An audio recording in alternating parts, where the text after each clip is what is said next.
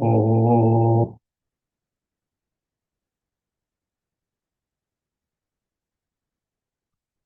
oh,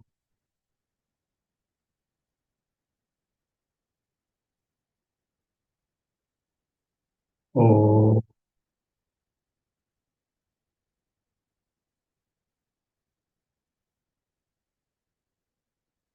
Om Sahanavavatu Sahanau Bhunaktu Sahaviryam Karavavahai Tejasvinavadhitamastu Ma Vidvishavahai.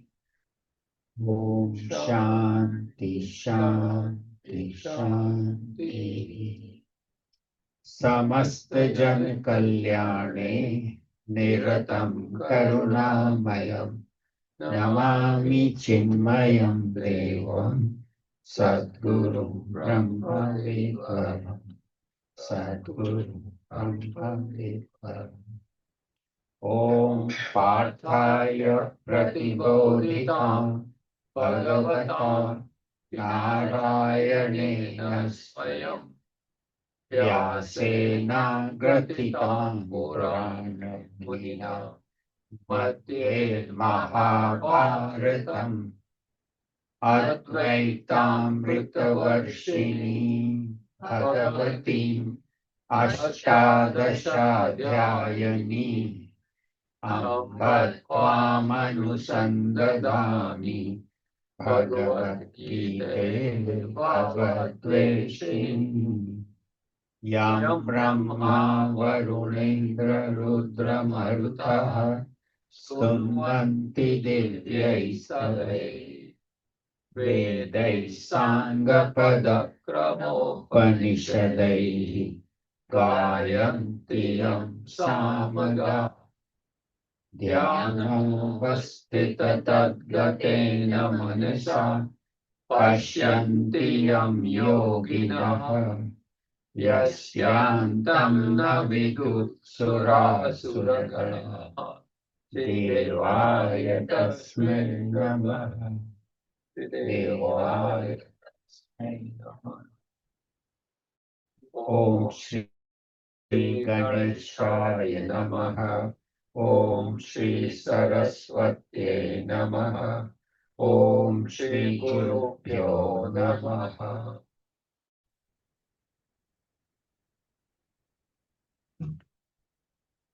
Hari Om.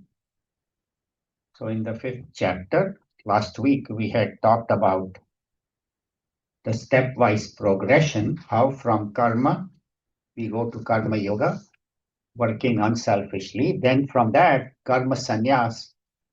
For some sannyasis, they directly, completely give up the world. For people like you and me, we work in the world, but without attachment and without doership, the ego that I am doing it.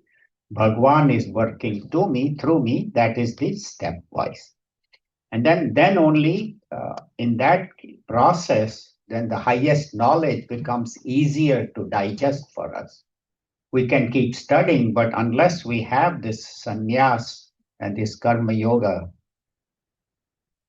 principles, knowledge will not stay.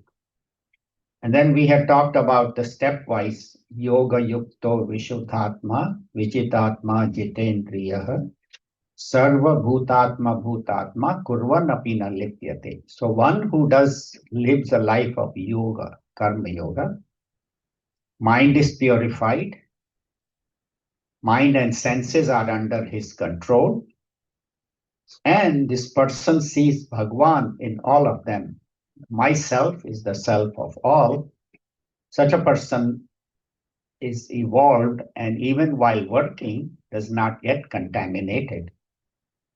And then how does this man of wisdom function in the world? We had seen in shlokas number 8 and 9. Naiva kinchit karomiti yukto manyeta tattvavid. The knower of truth says, I do nothing because I am the Atma, the consciousness. In my presence, this body is seeing, hearing, smelling, tasting, touching, mind is thinking, intellect is contemplating. So all that is happening but I myself do nothing. So that is, this person is always in meditation. He does not need to sit down because all the time this person is connected with the self, with Om, with Bhagavan within, and can witness or watch his body, mind, and intellect. So we'll continue today. A very beautiful shloka, number 10, is one of the very popular shlokas. Chapter 5, shloka number 10.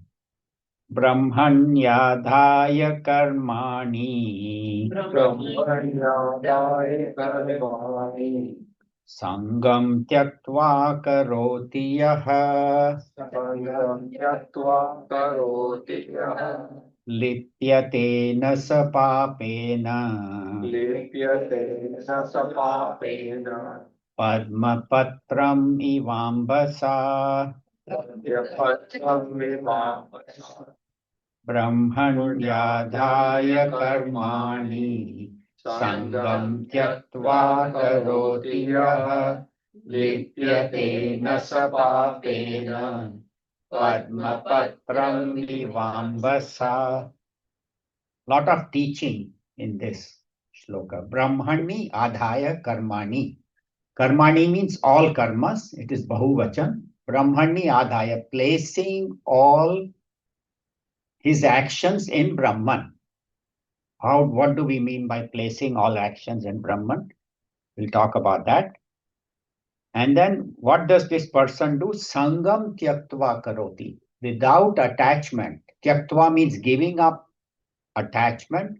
Karoti yaha. Yaha means whoever that person may be, male or female, young or old, short or tall, but black or white. But this person who can place his actions in Bhagavan, with working without attachment, then what is the benefit? Lipyate nasa papena. No of the papa karmas, none of the papas can influence him, affect him. How? Padma patram iva ambasa. Like a lotus does not get contaminated by water. Lotus leaf, even water comes, does not get affected. So same way, this man of wisdom does not get affected. So what is the meaning of Brahmani adhaya karmani? So Brahman here does not mean the supreme consciousness, Brahman, the Om, but Brahman here refers to Ishvara, because they have shown a duality, that me and Ishvara, Bhagwan, because that same Brahman, when functions through Maya, creates this whole world of apparent duality, even though one alone is expressing as everything, but we see the difference. So slowly we have to evolve that, okay, me and this world, me and God, and ultimately one alone. God alone is everything, everywhere. That is Advaita, that is non-dual, and that is Brahman. But here they are talking about Brahman, the creator, sustainer, and destroyer, Ishvara of the universe. And Adhaya Karmani, how do you place your actions in karma? Means make Bhagwan my ashraya, my support. Everything that I'm doing is because of Brahman, because of God. And he's my ashraya, he's my only support. That's what they say, Bhagwan tera hi ashraya. Then nothing in the world can give me that same level of support, whether it's my family, my job, my money, my house, my power. Nothing can give me that same amount of support, ashraya, as Bhagwan. So taking refuge in Bhagwan and Bhagwan alone. And how do we develop a relationship with God? Develop a relationship of love. So there are 3 steps. One is samipya, come close to Bhagwan. Then sanidhya, then come in close proximity. So one is contact, samparka, and sanidhya, close proximity. And then sarupya, then you become one with Bhagwan, that God alone is. So there are 3 steps. So how do we do that? We don't know where God is, but we have his picture or his statue. So sit in front of God every day and talk to Bhagwan and say, okay, Bhagwan, this is what, and express your love for Bhagwan, because we have so much, gratitude, so much things Bhagwan has done for us, given us our body, our life, our consciousness, our ability to walk, talk, think, family, wealth, money, house, whatever I have, this beautiful world is all given by Bhagwan. So expressing gratitude and expressing love and develop a relationship of love with Bhagwan. And Bhagwan says in the 9th chapter, Ananyas chintayanto mam ye jana paryupasate tesham nityabhiyuktanam yoga kshema vahamyaham. This is one of the 5 that Chinmaya Mission has selected, 5 shlokas in the Bhagavad Gita that are the highest, with the highest knowledge. So Bhagavan says, Ananya, one who thinks of me and me alone and works for me and me alone, does not have any other desires, does not have any other attachments, and is self-controlled. Tesham abhiyuktanam yoga kshema vahamyaham. Then I take care of this, of your needs. I take care of what you need and I help you to maintain it. So Bhagwan has promised that you put your mind towards me and I will take care of you. And we have to have gratitude because Bhagwan has given us everything. And this gratitude should also extend to our parents. Those of us, some of us may not have living parents, but even if they have passed away, but constant remembrance of, kritagnyata, that because it's Bhagwan has through the parents given us birth, parents have given us what we have. So constant expression of gratitude towards Bhagwan, towards the parents, because isn't it Tvameva Mata Pita Tvameva? God, you are my mother, you are my father. So I see God in my parents and regularly calling them, talking to them if they are still alive. If not, just mentally thanking them because they are again in some Pitru Loka or somewhere. So our prayers, our offerings will go there. And so remembering them. And ultimately, Vishwa, seeing this whole world as God, everything is that God alone. And that then I have no raga, no dvesha. I have no likes, I have no dislikes. Why? Because everything is God. How can I, if I like something more and if I dislike something, then I am disliking God. So such a person develops spontaneous love for all, spontaneous acceptance, spontaneous oneness with the entire universe. So that is seeing the whole Vishwa. That's why when we do Rudram chanting, there is one line which says, Virupe bhyaha Vishwa rupe bhyaha namaha. I bow down to that Lord Shiva, who is the formless substratum of this universe and is the visible universe, both. So that Bhagwan, who is the formless, which I cannot see, which is all pervading, manifests as all beings. So that is, and I bow down to everyone.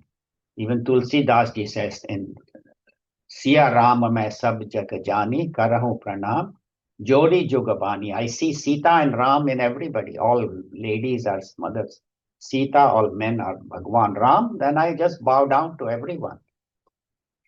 And then such a person is not affected by sin.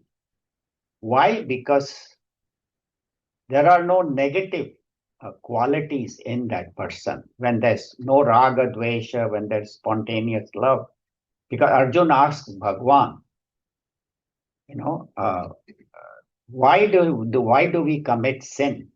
Anicchanapi varsneya baladiva niyojitaha. Why does a person commit sin even though not wishing to? Why? Why does this happen? So Bhagavan says, Kama esha, Krodha esha, Rajogun samudbhava, Mahashano mahapapma, man vidyenam iha verinam. So he says this, what is the cause of sin? Kama and Krodha. Desire and anger. I desire something, I want something, I must have it, and I don't get it. Then I get angry. If I get it, then I get greedy. I get jealous. If somebody has more, I get proud if somebody has less. So desire is the source of all evils, and that comes from rajas. Rajas means the attitude that I must achieve more than others. So they say work, but not with the idea of defeating others, but work with the idea of serving the world. And that is sattvic action. And such a person then, lipyate nasa papena padma patram ivambasa. So whatever karmas this person is doing, what are the karmas we do? We do the nityam karma, daily duties. Then naimitya karma, those are special duties like a funeral or child's birth or a wedding. So nitya and naimitya karmas, we do them. That's called niyatam karma. And then there is kamya karma, desire prompted actions, and nishiddha karma, wrong actions. So they say do not do wrong actions, reduce your desire prompted actions, and whatever your daily duties are, do them without likes or dislikes, without raga, dvesha. And then such a person, even when this person is working, none of these negativities can affect him because he has gone beyond raga, dvesha, gone beyond all these desires, actions. Like a lotus leaf, Bhagavan says it very beautifully. Lotus leaf is in water. In fact, the whole lotus plant grows in water, but the leaf is unaffected, even though in the water falls, it slips off. Why? Because there is an oil on the lotus leaf, and also the lotus flower is called pankaja. Panka means muck, mud. It grows in mud, but beautifully shines and it is fragrance and beauty. So the wise person lives in the same world as you and I do. But this wise person, even living in that same world with all these impurities, negativities, conflicts, problems, the person is able to rise above and spreads his fragrance. That's why all these great Mahatma Swami, Chimayananda ji and Shankaracharya ji and all these other great, rishis and all who have given us these Upanishads and knowledge, they are able to spread their fragrance because they are always connected with God and they do not let the worldly problems bother them. So that's why Bhagavan says, live like a lotus, spread your fragrance everywhere, spread your beauty, and do not be attached to the lower things. Grow above them, grow out of them, even though you and I are living in this world, but let not the negativities affect you. Because world will have problems. There'll be some good people, some bad people, some violence, some love, hatred, compassion, all of that is there. But a wise person does not get affected and always keeps his or her mind in Bhagwan, always remembers Bhagwan, get up in the morning remembering Bhagwan, remember God all day, and when you go to bed, remember God at night. So this is a very, very beautiful mantra which we can apply constantly in our life. So 10th mantra, I would recommend everybody to memorize it and read Gurudev's commentary. If you don't have, please get it and read this commentary. Beautifully, Swami Chinmayananda ji has given us this commentary. Now the person says, Bhagwan Sri Krishna says, when we do all our actions, how do yogis means the wise person whose mind is attached to God, how do they work in the world and why do they work? For what purpose? You and I also work and these wise people also work. What is the difference between us and them? And we have to see how they work and how I can reach that level. So that is the reason Bhagwan is giving us this shloka number 11, that how can I become like them?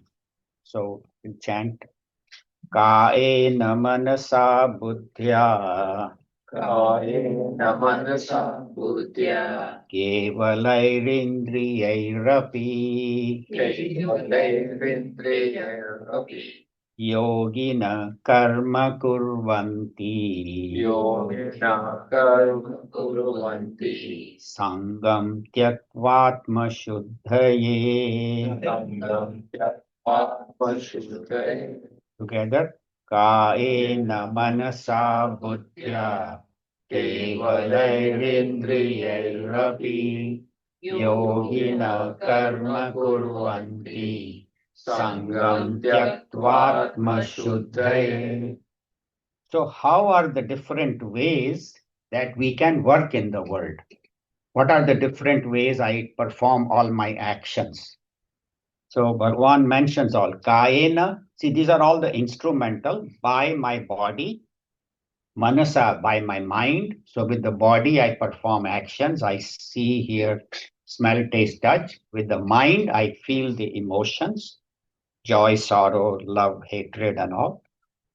And buddhaya, and with the intellect. So with the body, I perceive the objects. With the mind, I feel the emotions. And with the intellect, I think the thoughts. So with the body, mind, and intellect, kayena, manasa, buddhya, and then kevalaivi, and also with the indriyas, the sense organs and organs of action. So with the sense organs, I see, hear, smell, taste, touch.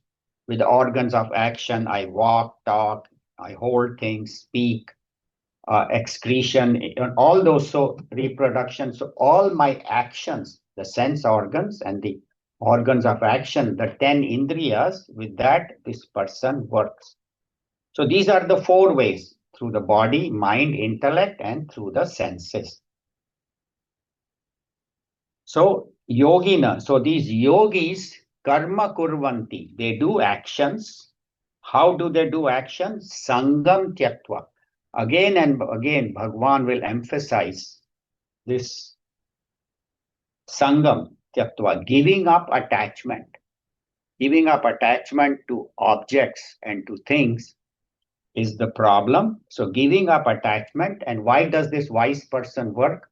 Atma Shuddhaye, for purification of Atma. Here, Atma does not mean for purification of Atma, the Om, that is ever pure. Here, Atma means the mind. So for purification of his mind, mind including intellect, this wise person works. Wise people, it is Bahuvachan. So we saw all the actions that we can do. And yogi, as we said, is a person who has the right knowledge and is connected with Bhagwan at all times. All the time, his or her mind is in Bhagwan, because yogi comes from yuj, to unite. So throughout his life or her life, they are spending time connected with God. And Sangam, as we said, is attachment, is dependence. Does attachment, people think that does that mean I should not love my child or my spouse or my family? No. Attachment is, there's a difference between love and attachment. We have talked about many times. Love is spontaneous love. Attachment is dependence. I plus I want. That without this object, I am unhappy. Without this person, I am unhappy. Without this job, I am unhappy. Without, so when people get attached to a particular job or a person or an object or a relationship, that attachment binds us. Then you kind of depend on that person. And we'll talk in bondage more detail in the third mantra, in the third shloka today. So that dependence causes bondage, where I depend on something for my happiness. And that only works at the level of the ego. As long as I think I am this ego, this perceiver, feeler, and thinker, then objects, emotions, and thoughts will bind me. I'll get caught in them. I'll depend on them for my happiness. But if I think I am Om, the Atma, so if I am at the level of ego, yes, you will suffer, because things will always not be the same. So one day I'll be healthy, one day unhealthy, one day happy, one day unhappy, one day success, one day failure. In life, these things happen, dvandva. That's why they say, Bhagavan says again and again, dvandva tita, one who goes beyond these pairs of opposites. So, how do I go? So, Gurudev in his commentary says it very beautifully, look out of the balcony of the intellect.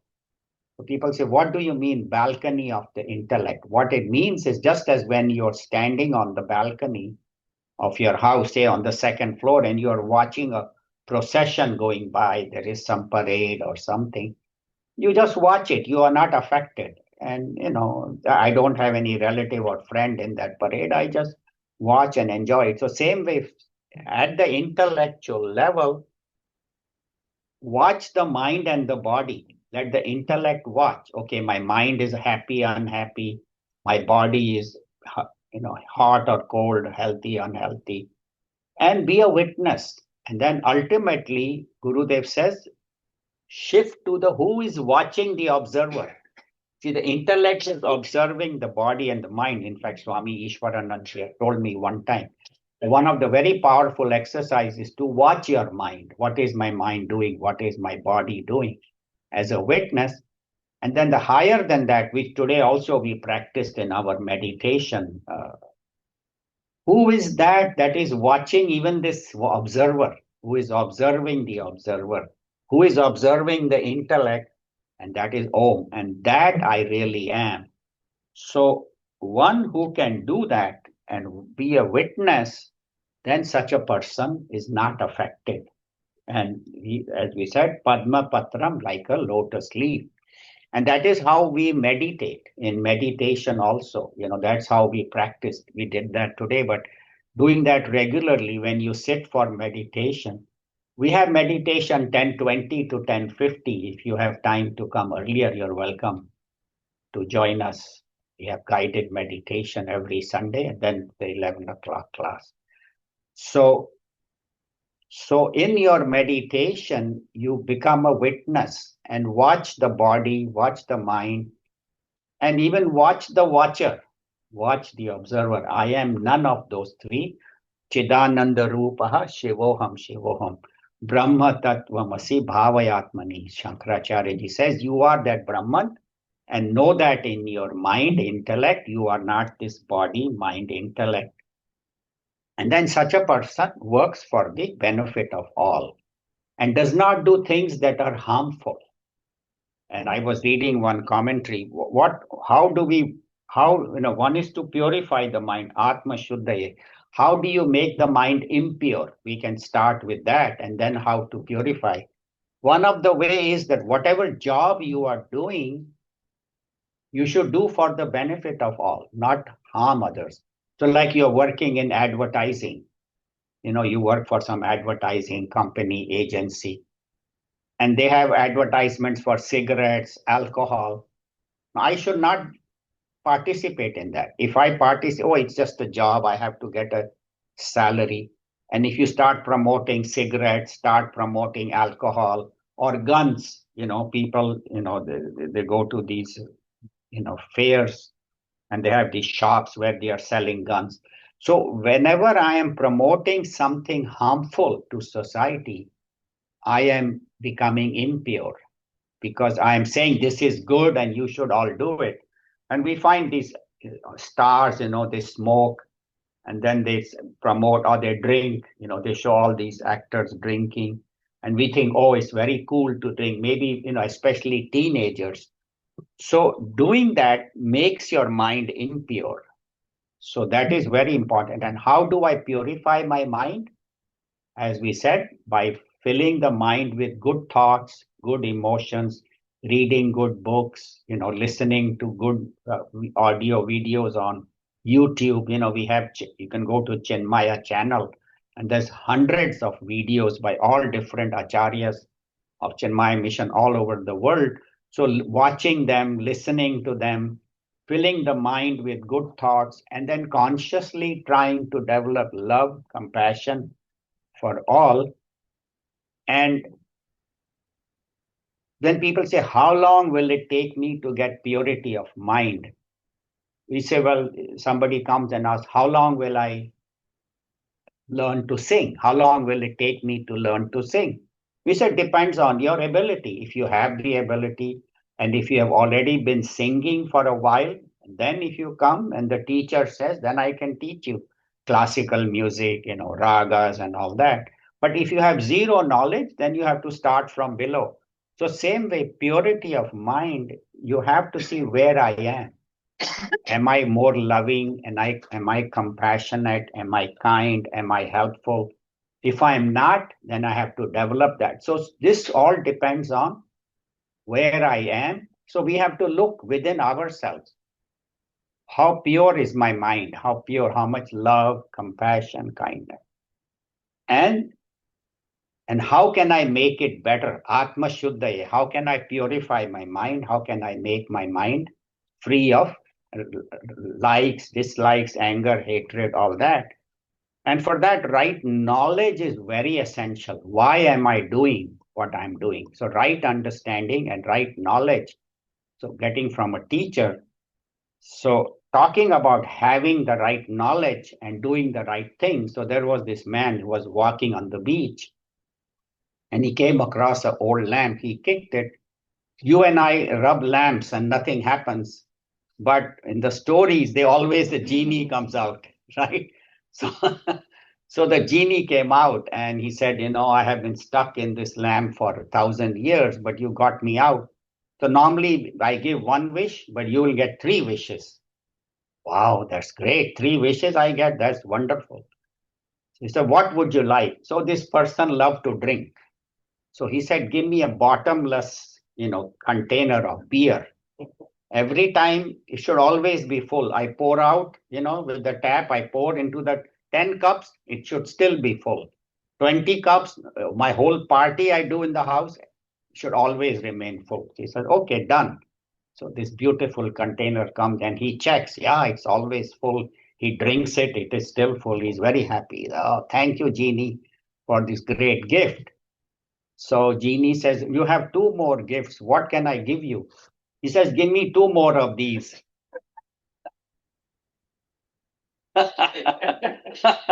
so so that is ignorance, where the person doesn't know what he wants, why he's doing things. So that's what he says. That, and also he's so attached to alcohol that that's all he can think of. So that's what they say, what you are attached to, that's all you will think, and that contaminates your thinking, contaminates your mind. So they say, Gurudev always says, detached from the world, attached to Bhagwan. Do not give too much importance to the world. My attachment should be to Bhagwan. And of course, I have to love people, but I love people as Bhagwan himself. Bhagwan is in my house, came as my child, my spouse, my mother, my father, my friend, my neighbor. Everyone is God. When you see that, that's why in the Mahatmas, they have spontaneous love for everyone, even somebody who hates them, punishes them, but they have no anger, no hatred. So that's what he said, that these person do all their activities, whether with the body, the mind, the intellect, or even with their senses. These yogis do actions, sangam tyaktva atma shuddhaye. They do not depend on things or beings for happiness and do not get attached to where then they end up doing wrong things. When I'm so fascinated and I want something, then I'll do anything to get it. If I have to hurt people, if I have to cheat people, if I have to lie, and and then when this thing goes away, I am miserable. When I have it, I'm happy. So all wrong actions come from attachment. So that's why he says sangam tyaktva. When you are not dependent on things, when you're not attached to things, then you are able to function without any negativities. And Atma Shuddhaya, such a person has a pure mind and has love and compassion for all. So this is shloka number 11. Now in the shloka number 12, Bhagavan Sri Krishna gives us two different kinds of people. See, that is his method of teaching in Bhagavad Gita. He will say, if you do this, it is good. If you do that, it is bad. He said, I'm not telling you what to do. He says, I'm giving you both the choices. Ye karoge, so you will be happy. Ye karoge, so you will be miserable. So the choice is yours. So throughout the Bhagavad Gita, Bhagavan gives us a choice. Nowhere he says, thou shalt do it or thou shalt go to hell. Never, these words Bhagavan has never used in all the 700 verses. He says, choice is yours. Do this, you will get this. Do that, you will get that. He does not try to force us. Even in the 18th chapter at the end, when the last teaching is over in the Bhagavad Gita, he tells Arjuna, I have taught you all these 700 verses. Yat ichasi tatha kuru. Whatever you desire, you do it. He gives us the choice. He says, I have taught you all the Bhagavad Gita, 700 verses. Now you do as you wish. So here also, Bhagavan is giving us a very clear choice of two different. And what that does is helps us to see which camp am I in. Am I on this side or am I on that side? If I am doing some wrong things, how I can go to the right side. And if I am on the right side, how I can increase it, how I can make it higher. So that is the beauty of this particular shloka, number 12, chapter 5, number 12.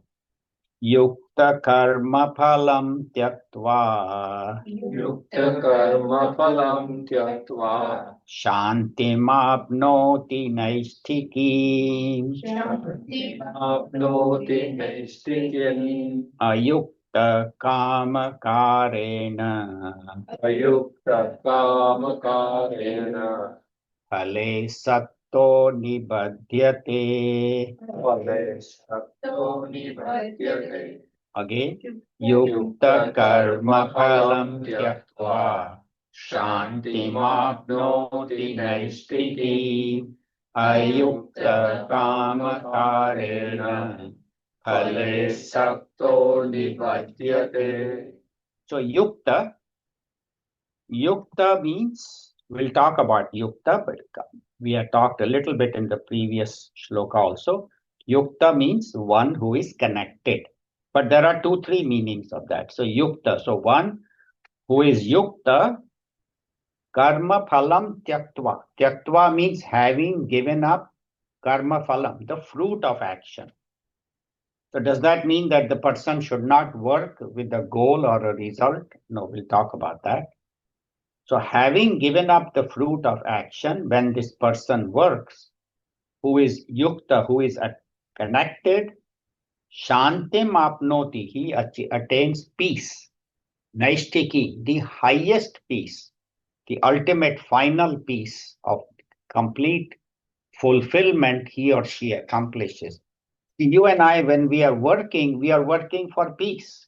Even when say I'm working for salary, okay, then I get money, I am at some peace. Okay, now at least my children won't be hungry. When I get some happiness, I'm hungry, I want some pizza or ice cream or something, then again that happiness gives me peace. So ultimately we work for happiness, and the happiness will give us peace. So we all work for peace, but this person attains the highest peace, and we'll talk about how to get there. And a yukta, and one who is not yukta, who is not united, how does this person work? Kama karena, with desire prompted actions. This person does. Then phale saktaha, he becomes attached to the fruit, and nibadhyate, he gets bound. So yukta and ayukta. So what is the meaning of yukta? One is, as we said, yukta comes from the word yuj, that is the root. So one whose mind is always connected with God. We had done that in the first shloka today. But yukta has a second, also very important meaning, where the mind and intellect are united. They are not separate, they are united. So what do we mean by that? Say I know something is right, I want to do it, but my mind says, I don't feel like doing it, it's not right. Like I know I have to get up in the morning and do some meditation, some yoga, some prayers. Mind says, "Arey yaar, what's the need to get up now? Time has changed. We have extra hour of sleep. Let's sleep more. Why get up early to meditate? Why get up early to yoga? Yeah, especially now winter coming. It's hard to get up. Mind says, let's alarm baj gaya, turn it off. Let's go back to sleep. Or I'm fasting, and mind, I'm say I'm doing it for Ekadashi or something. And then I say, okay, I'm going to eat one meal, and while I'm fasting, I should be thinking of God, not thinking of food. But my mind will say, what is all this fasting and all? What do you believe in all that? It doesn't make any difference. Ekadashi hai, Dwadashi hai, what is it? Just a day. Come on, let's go eat. Let's a nice new restaurant open. So mind will try to take us away, but the intellect says, no, that's not the right thing because I have decided that I'm going to fast. I'm going to control the mind. And if you give in to the mind, because the mind will throw tantrums, "Oh, I don't know. What is this? I'm hungry. Let's go." Or whatever, you have decided. But the intellect has to be firm. It's like a child, a child in the house is doing something wrong and you tell the child no. The child starts throwing a tantrum, gets on the ground and starts crying and kicking his legs. Why should I? Why not? It can be a child, it can be a teenager.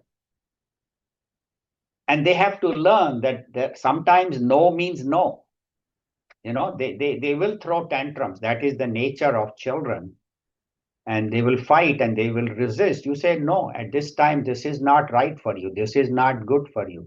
It's a time to study. Next day is final and he's watching some shows on the TV or on the internet. Or no, at this time, your job is to study. So they have to learn that no is also an answer. We cannot give yes to everything. So same way, our mind will take us, or there is some opportunity to do something dishonest. Intellect will say, oh, that's not right, you shouldn't pick this up, it doesn't belong to you. Will say, nobody is watching in the store, the salesman is somewhere, let me pick up and take. So the mind will disturb us, take us away from what is right, what is our goal. So that is called the one who is ayukta, is the one who is mindless, is control. And the progress is gradual. You cannot go straight from ayukta to yukta. It is gradual. And this highest shanti, naistiki, doesn't come overnight. So as we said, first of all, you do the right actions, do some regular puja, remembering God, dedicate your life to God, serve the world, and then give up the sense of doership that Bhagwan is working through me. Bhagwan is the doer, and when I give up doership, then I also give up enjoyership. Then you don't say, oh, I did it, so I did. No, everything Bhagwan did, whatever result came is Bhagwan's prasad. Then I don't have this particular desire, I must get this result. That is called karma phala. When I do action thinking that what will I get out of it, and I want a particular result. We had talked earlier about, karmanyevadika raste, that shloka. If you haven't heard, please listen to that commentary on this chapter 2, number 47. In this first power, we spend a lot of time covering this particular shloka, where the four aspects of karma yoga, karmani evadhikar, your right is to work, not to the fruit, not what will I get, and do not work for only for a particular result, what I can give, and do not become lazy. So then only you will get the highest shanti. Now there are three kinds of people in this world. Who There are two who have shanti and one who does not have shanti. So one is the person who is completely ignorant. He says, I don't care. I've never heard the scriptures. I'm here to enjoy, ठीक है, खाओ पियो, and World is for our bhoga, body is for enjoyment. What is your wasting time listening to Bhagavad Gita and going to lectures and reading and let's go watch a movie or so for him there is no problem. He has no problem. He says, I have nothing to do with all this. The second is the realized master. Again, he has no problem. He or she has gone beyond the world. They are enlightened. They're always living in bliss. So they have no problem. So both of them have shanti. But it's people like us who are in the middle, we have a shanti. Problem is for us because we know a little bit now. I have read Bhagavad Gita. I have listened to Swami Chinmayananda. I have read his commentary. So now I am told, okay, this is right and this is not right. Now I'm saying, Arey, what should I do? How should I correct myself? So the problems comes to people like us. That does not mean that one should not do it. The idea is that once you have heard this knowledge, then you should work in that direction. That is the idea. So let us not be like the first one. As a second, I should try to become the third. Then only I will get Shanti Naistiki, the highest peace I will get. And why do we do wrong actions? Because of avidya. Kama karena. When I do karma, the wrong kind of actions I do out of avidya, out of ignorance. I don't know what is right. I don't know what is my goal. I don't know what is my purpose. And I do wrong actions. So getting the right knowledge will make us do the right actions and will avoid tragedies. See, people say, for us, what are our tragedies? There are some major tragedies. Okay, uh, some family member died, or like in Jamaica now, this hurricane, those are major tragedies. But for us, we don't have those tragedies. What is our tragedy? Wi-Fi is not working, or chai was cold today, or I got traffic. And we get so bothered about these things. We get so upset. We don't, if it was a major tragedy, our house is burnt and hurricane, gone. That I understand. But we get so disturbed and we think that is the greatest tragedy. Oh, what will I do? My Wi Fi, or, there is not enough oregano in my pasta. These things we get so perturbed. So they say, do not get perturbed by small, small things in life. And these things happen and you just deal with them and let not that bother you. And that's what happens. We get anxiety. I must have this. If I don't have it, what will I do? And then we get bound, we get caught. I must get what I want, and I run away from what I don't like and run towards what I like, and then I'm caught. If I don't have it, I'm unhappy, or if that thing I didn't want comes to me, I'm happy. And Gurudev says that for sure, what things you don't like will chase after you. They will come, so whatever you don't like will come, and what you like will run away. So do not have too much strong likes and dislikes, and do not get bound. About bound, there is a very beautiful story. I have some time, so I'll cover that. So there was this man, how we get attached to things. So there was this man who had 10 camels. I have told the story a few years back. Some of you may have heard it. And he had 10 camels, and he was going from one town to another carrying, luggage to sell all these goods. And then he had rope, and at night they would stop in oasis, where they get water and all. And then he would put a stick in the ground like a nail stake, and then tie with the rope, the camel to the rope and rope to that stick. And at night he would do that, bang the stick in the ground, tie the camel with the rope. And in the morning he will untie the camels and all 10 of them go. So it so happened that one day he came to this oasis and he checked and he counted. There were only 9 ropes. The 10th had fallen somewhere, from his bag. It had fallen in the desert. Now he's worried, I have only 9 ropes, 10 camels. And there I cannot buy a rope. He was, a small oasis. He says, if I don't tie the camel at night, he will go away. And camels are very precious, worth a lot of money. And how will I? And I cannot stay up all night holding on to the camel. What? And he's looking very worried. So there's a wise person walking by. He says, you look very worried. What's wrong? He says, Maharaj, Mahatma Ji, I have this problem. I have 10 camels and only 9 ropes. He says, okay, tie the 9 with the ropes. So he ties the 9. He says, what should I do with the 10th one? He says, pretend to tie. Camel doesn't know the difference. You take your rope around and you pretend to hammer in the ground, make noise with your hammer and the stick, hit that stick in the ground, and then pretend to tie the rope. Camel won't know. He will stay. So in the morning he gets up, he says, wow, that's so true. Mahatma Ji's advice worked. That camel was fixed there. He didn't move anywhere. He thought he was tied. So then he frees the 9 of them and come on, let's go. They all start. 10th one is not moving. He hits him. He's still not moving. All the other 9 are moving. So again, that Mahatma Ji, he says, what happened? He says, this stupid camel is not moving. He says, did you untie him? He says, no, I never tied him. He says, but you act like you are untied.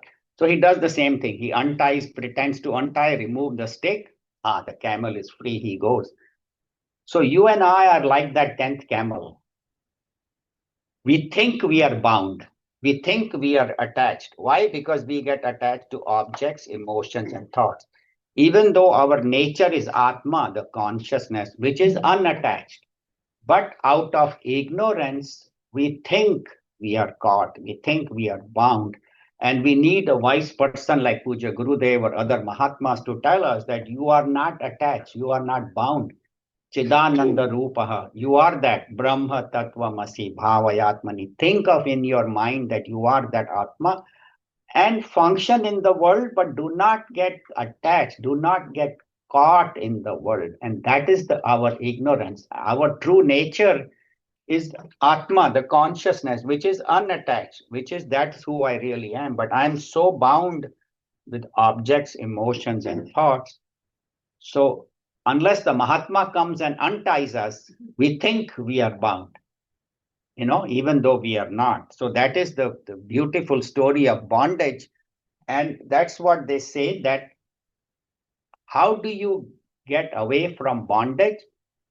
By consciously doing things for others. Why am I dependent on things? Because I hold on to it. It's mine, I, me, and mine. But when I start sharing, when I start giving, when I start sharing, when I start helping, and this Gurudev says, whatever you have is his gift to you. What you do with what you have is your gift to him. So that's why they say, na, tera tujhko arpan, kya lage mera, Jai Jagdish Hare, tan man dhan sab tera. So my body, mind, everything I have is gift from you. So let me share it. Let me help others. That is how you reduce your attachment, by giving, by sharing, by unselfishness. So selfless, unselfish work alone is the way to get beyond this bondage of I, me, and my. What will I get? Instead of what will I get, what can I give? That is the very important. That's why even John F. Kennedy had said, ask not what your country can do for you, ask what you can do for your country. Such wise phrases. And why do we get caught? So Bhagwan gives another beautiful shloka. Yatato hyapi kaunteya purushasya vipaschitaha indriyani pramatini haranti prasabham manaha. O Kaunteya, O son of Kunti, O Arjuna, Yatata, even the person may be putting lot of effort on this spiritual path. I have to grow upwards. I have to improve. And Purushasya Vipaschitaha, even though this person has the right knowledge, has studied Bhagavad Gita, has gone to the Guru and learned, why does he get tempted? Indriyani pramathini. The sense organs are so strong Haranti prasabham manah. Forcefully they take our mind. Because I see something, I have decided, I'm not going to buy anything, and then I walk by a mall, shopping mall, or the window, and I get so tempted, oh, I don't have this. You say, oh, you already have two of these. It's okay. I want the newest model, newest telephone, newest car. So the eyes, or I hear something about some new product has come out.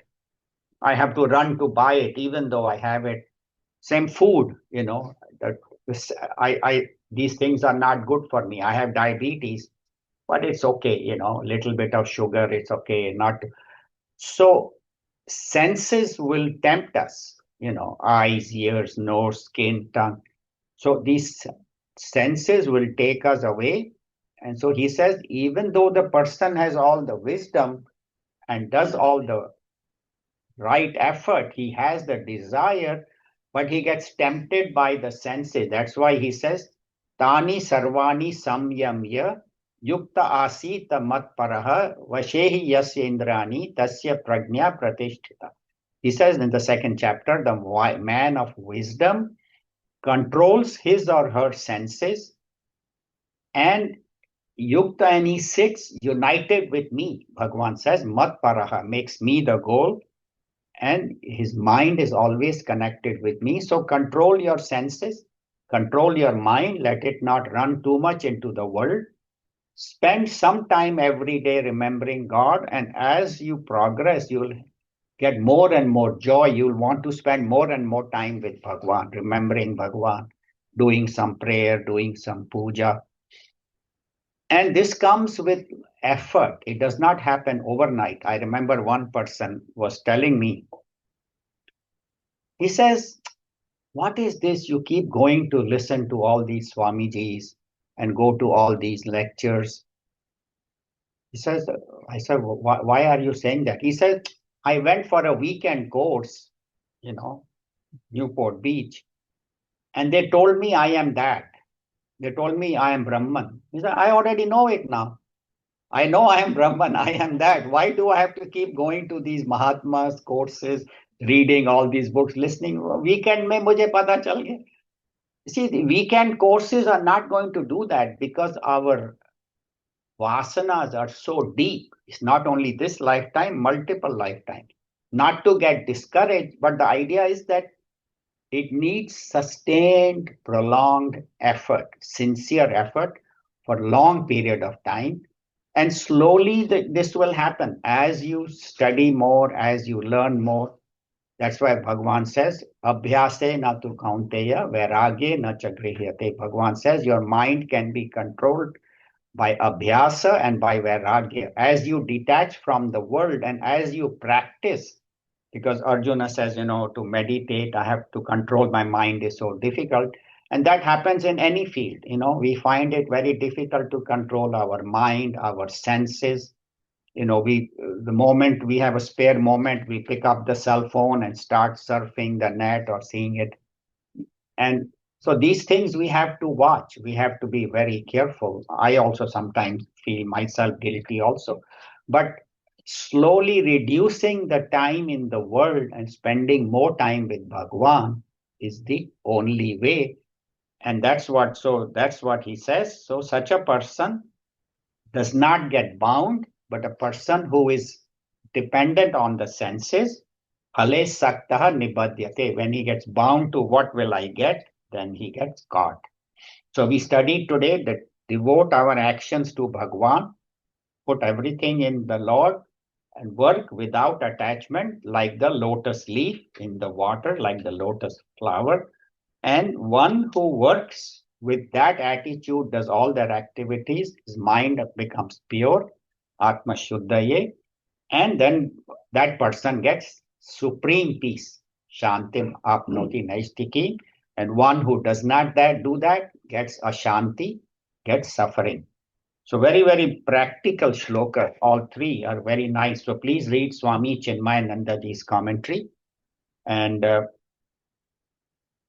try to apply this in your life. So we'll end here. We have about 10 minutes.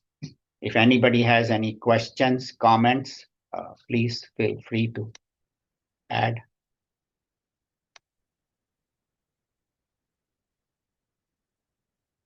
Let me. Is it? Yeah, you're unmuted. Okay, Carrie, go ahead. I just wonder, is it the attachment to sense objects, or is it the desires that bind people? No, it is the desires that make you do actions, selfish actions, and then that repeated doing those actions get you attached, get bound, and then create more vasanas. So the vasana creates desire, desire creates action, action creates attachment, and then that creates more vasanas, more desires. So it's a vicious circle. Okay, thank you. Any other comments, questions? Yeah, Joyce, you can unmute. Okay. Okay, so the vasanas create desires. Okay, what about these other two terms I've heard? Ritis, is it ritis? Ritis? Vrittis. Yeah. What is that? Vrittis are thoughts. Thoughts. Okay. Desires create thoughts. So avidya, kama, and that creates vrittis, thoughts, and then that creates actions. And then that action gets you attached, and that strengthens your vasanas. Okay, and then what about, is it samskaras? Samskaras are my tendencies that in this birth also, like depending on the kind of family you have, the kind of where you grew up. So those are the samskaras, and also they can come from previous birth also. But samskaras are generally what we get in this lifetime. As a Hindu, what sanskaras I have, as a Christian. So what kind of, so that is samskaras. Or is that necessarily, that can be good or bad then? Yes. Okay. And ritis, same thing. It Good can or be bad? Vrittis are thoughts. They can be good or bad depending on your vasanas, on your. Right. So if you're thinking about God and you're in that mode, then it's a good riti. If you're thinking about when you're on a diet, eating the wrong stuff, sugar, if you're a diabetic, that's not a good one. Right. Okay. I think I have it. Thank you. Lata, you have a question? We live in the world where there are so many contradictions, especially the truth is not truth at times. So how do you manage that, in your actions, basically? I think Bhagwan gave us an intellect to think. Okay. So as a human, we have the ability to, initially, maybe you may be cheated or misled, but eventually you will figure it out that this person is honest, this person is dishonest, this is right, this is wrong. And then going by the Shastra, the Shastram Pramanam te. Let Shastras be your Pramanam. So Shastras will tell us what is right, and then using our own intellect and also our experience. That last time I did this and it hurt me, it was wrong. So all those things, using your intellect, your past experiences, and Tasmat Shastram Pramanam te Karya Vyavasthita. Shastra will tell us what to do, what is not to be done. True. And own intellect, and also what we have heard from our parents, our gurus, our teachers. When in doubt, they say go to a wise person, maybe, like Swamiji or somebody. See, it's the young people that are very prone to influence, and the wrong ideas get implanted in that. That's why coming to Balvihar and attending the classes like this helps. Thank you. Yeah, and even for adults, we have to constantly read the Bhagavad Gita, listen to these talks, and listen to Swamiji.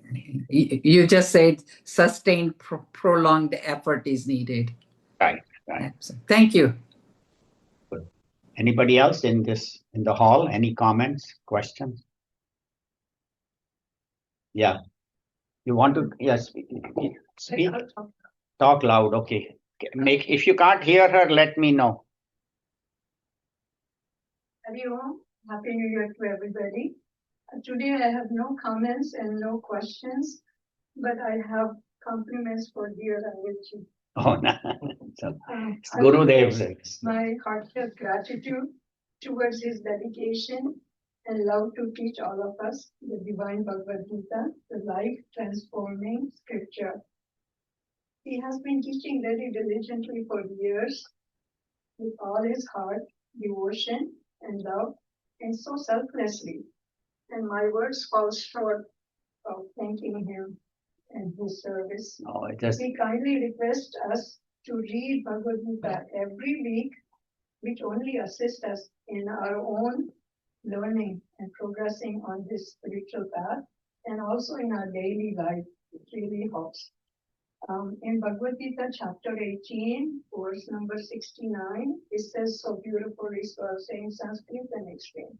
Nacha tasmad manyeshu kaschin me priyakritamah avita nacha me tasmad anya priyataro bhuvi.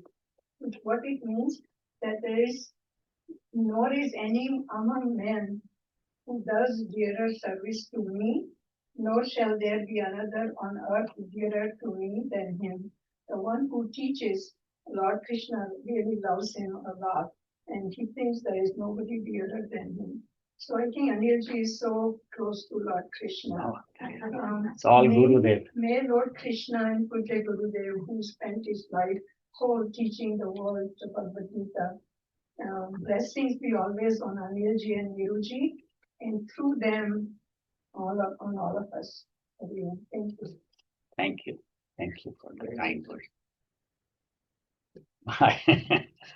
I get uncomfortable when it's all Guru's grace. You know, whatever knowledge I have is because of Gurudev and Bhagwan's blessing. But thank you. Any other comments, questions, anything anybody has? Okay, we'll end here. Moini, Auntie, welcome back. I'm glad you're feeling better. Nice to see you back. Om Sarve Bhavantu Sukhinah, Sarve Santu Niramayah, Sarve Bhadrani Pashyantu, Ma Kaschid Dukkha Bhag Bhave. Om Asato Ma Satgamaya, Tamaso Ma Jyotirgamaya, Mrityorma Amritam Gamaya. Om Shanti Shanti Shanti. Harihi Om Shri Guru Pyo Namaha. Harihi Om. Thank you. Hari Om.